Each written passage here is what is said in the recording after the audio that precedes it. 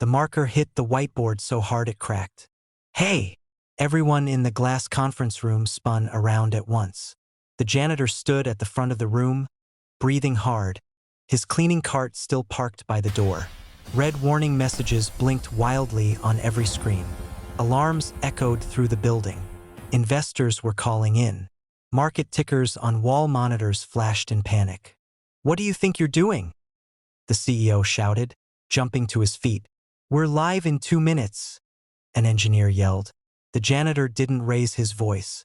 "Then you have 2 minutes to stop destroying your own system."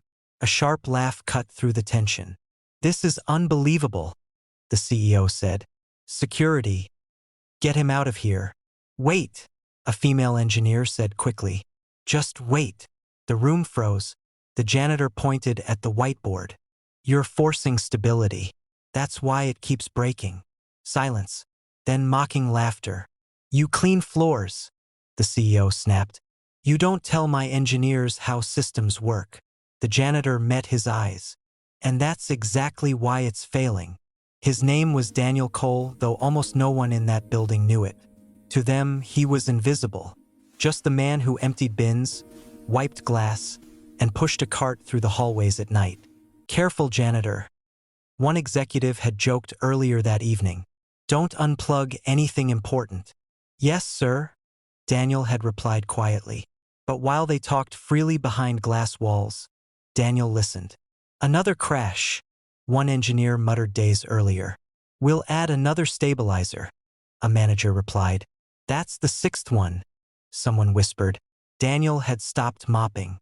"They're suffocating it," he had thought. He almost spoke. Almost.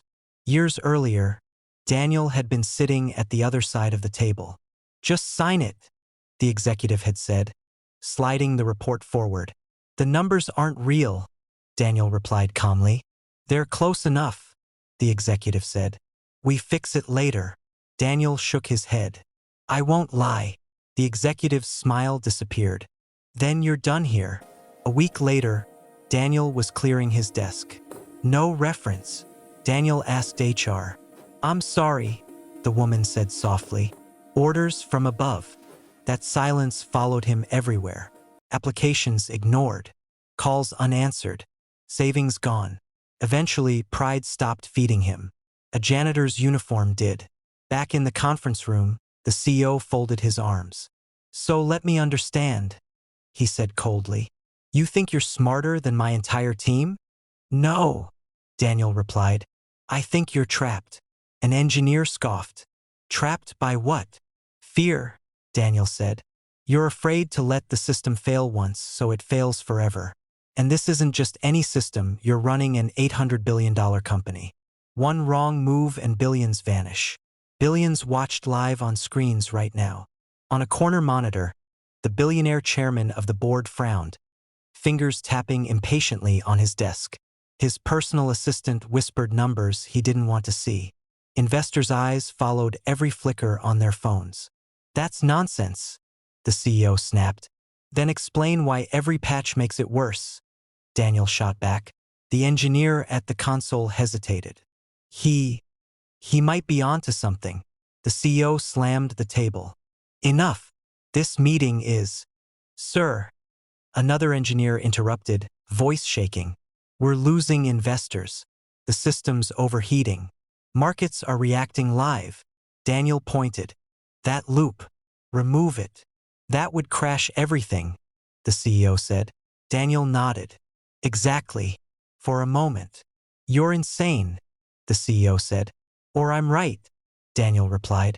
The room buzzed with panic.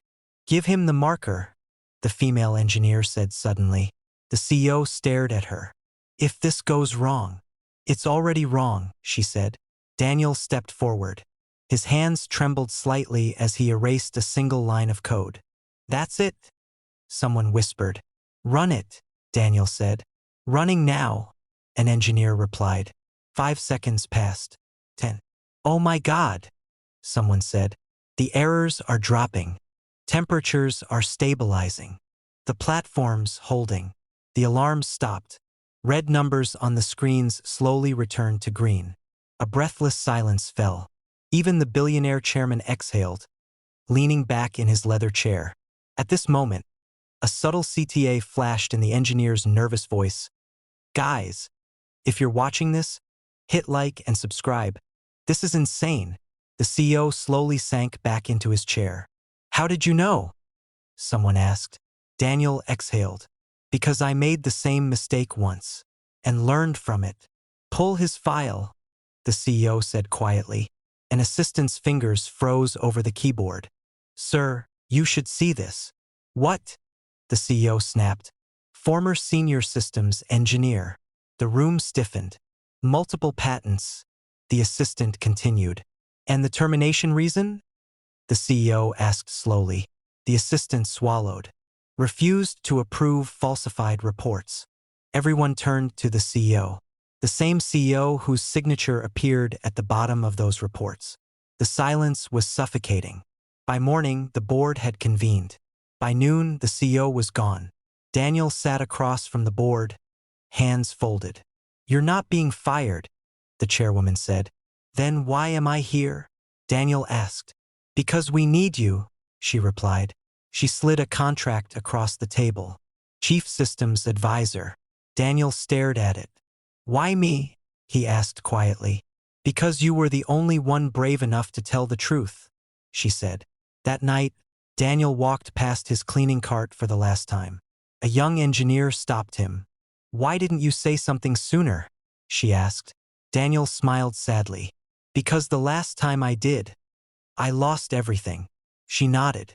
Not this time. Daniel walked forward. No uniform, no mop, just respect.